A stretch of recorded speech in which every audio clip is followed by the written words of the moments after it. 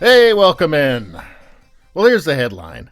Discrimination against fat people is so endemic, most of us don't even realize it's happening. And that's how you know something's real, is that when you don't even realize it's happening. When it doesn't even appear to exist, that's how you know it's real. That's how you know it's endemic.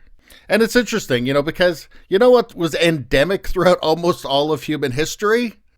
Starvation. Starvation was endemic. You know who was overweight, who was obese throughout most of history? Like kings, right? Kings, queens, aristocrats, nobility. That tiny, tiny percentage of the population, right? You know who wasn't obese?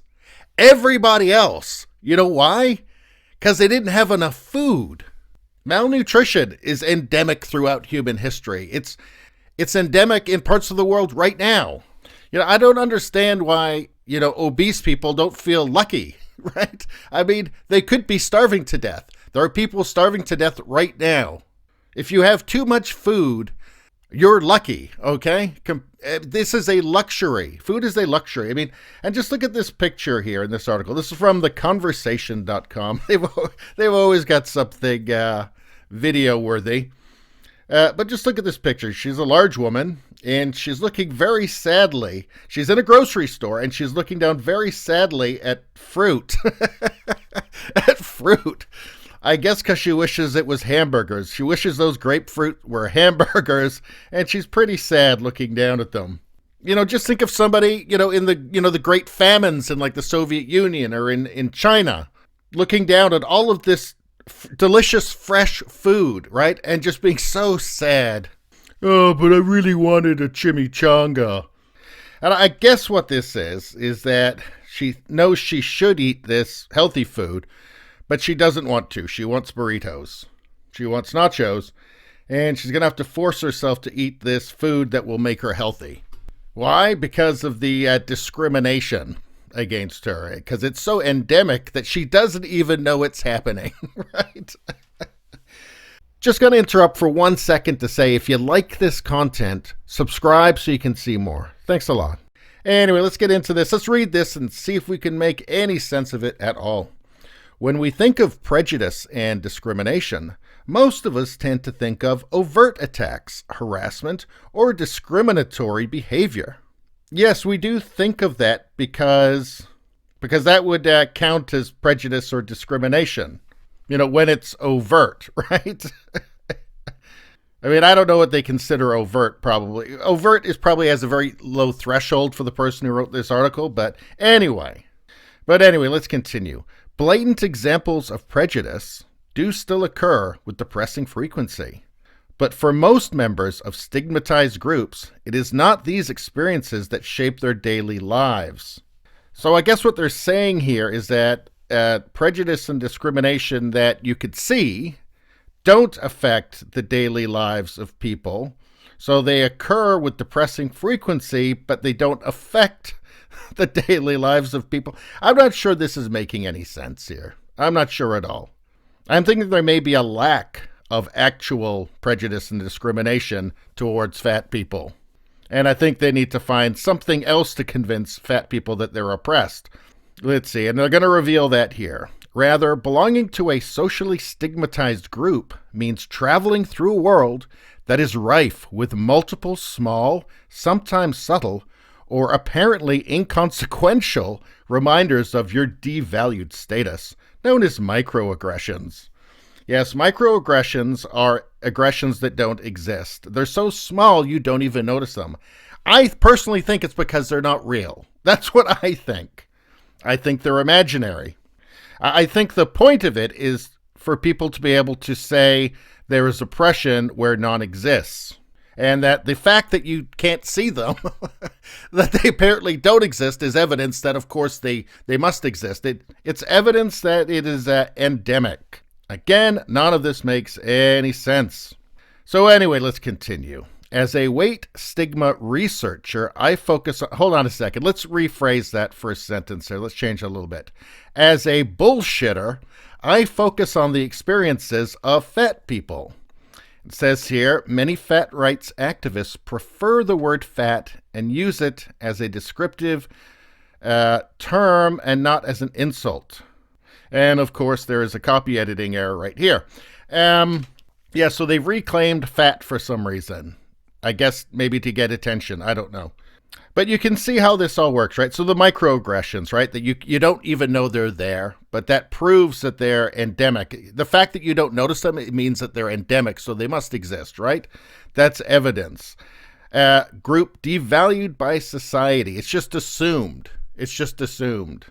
And I think that really what it comes down to is that just simply obese people are not considered as sexually attractive. And they consider this to be devalued by society, as if it's something being done to them as opposed to something they've done themselves. They've made themselves less attractive to most people. Now, I should say there's chubby chasers out there, right? And if you're obese and you find one, great, good for you. No problem. But society as a whole tends to celebrate health, or they tend to find health more attractive. Good health more attractive.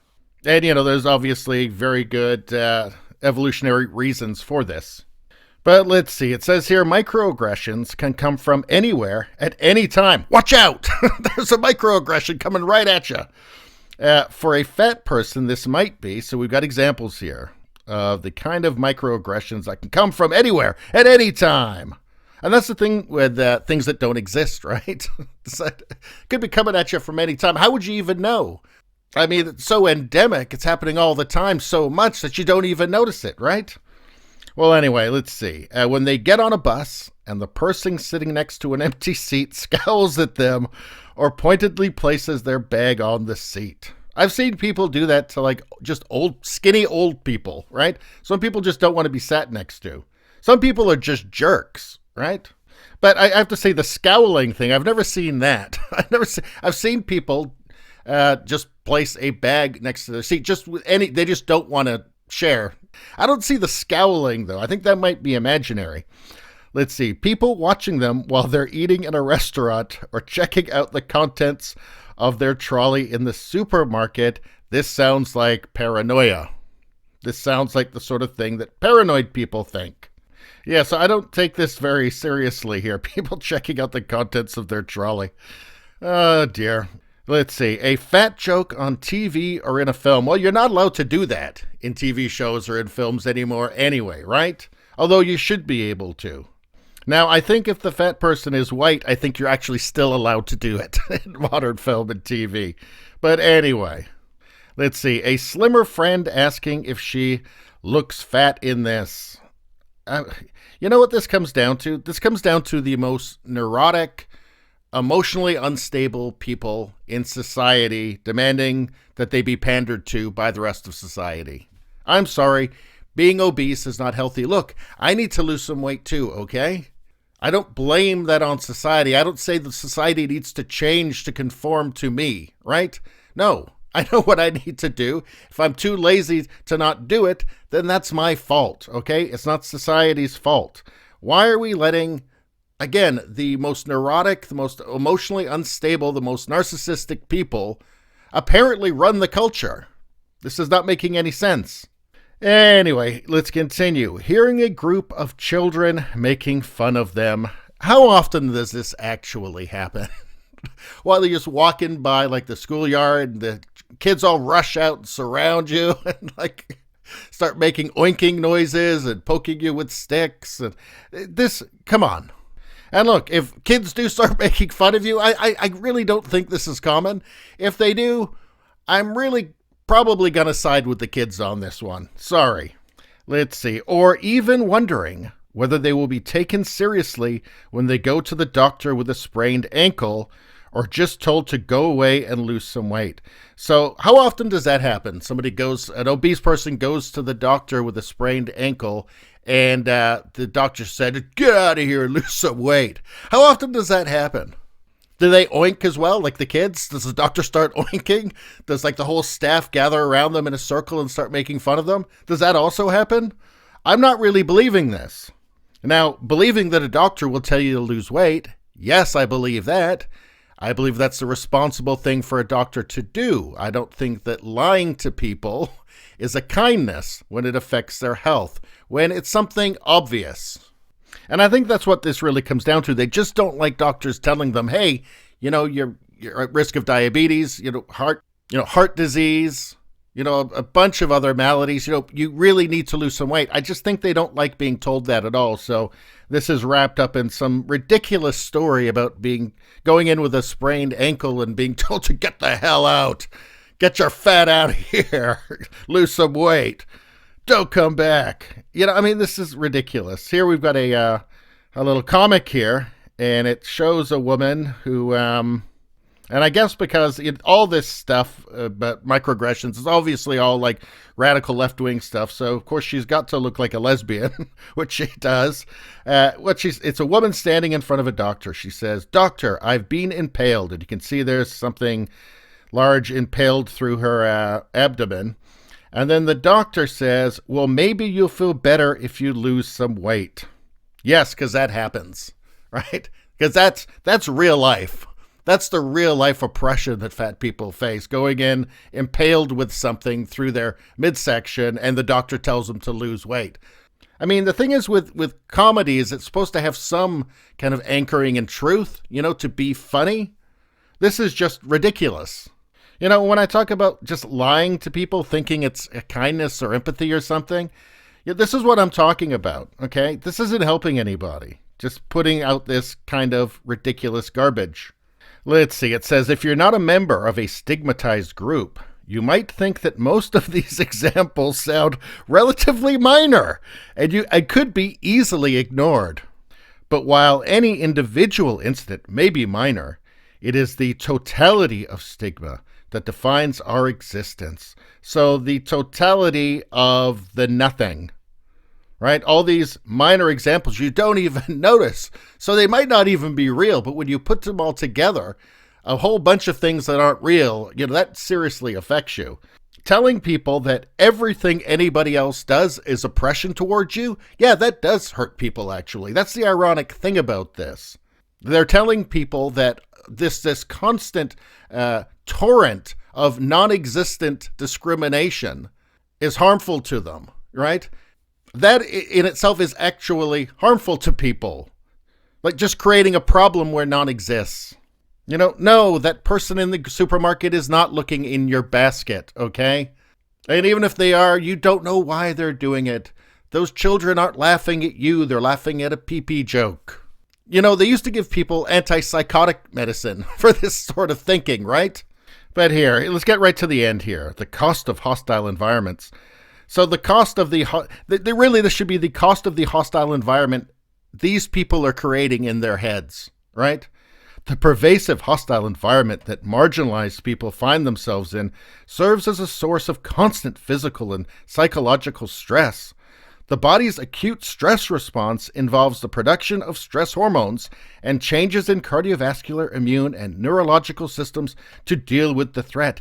You are the threat. That's the thing here. They are creating this hostile environment in these people's minds based on something that they even say you can't even notice. And that, the fact that you can't notice it is evidence that it exists. This is just monstrous. Here's the thing. This actually does hurt people, right? This actually does hurt people. This prevents people from actually living their best lives. It puts them in a deep-fried cage. And here's the thing. Look, if you feel uncomfortable, just do something about it. Don't whine like the world is so unfair when your problem is completely self-inflicted. And listen, many people in the developing world right now would just love to get their hands on just a fraction of your daily caloric intake. And look, you decide how much the outside world affects you anyway. A fat joke is not going to destroy your life, okay? Especially when it's your own fault at the end of the day.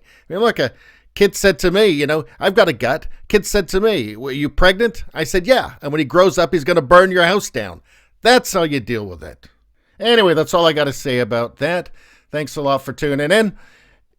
Please subscribe, like, and share. That really helps me out. If you just like to listen, there's Radio Baloney, the podcast. It's on pretty much every platform, including Spotify. Thanks a lot. I'll see you next time.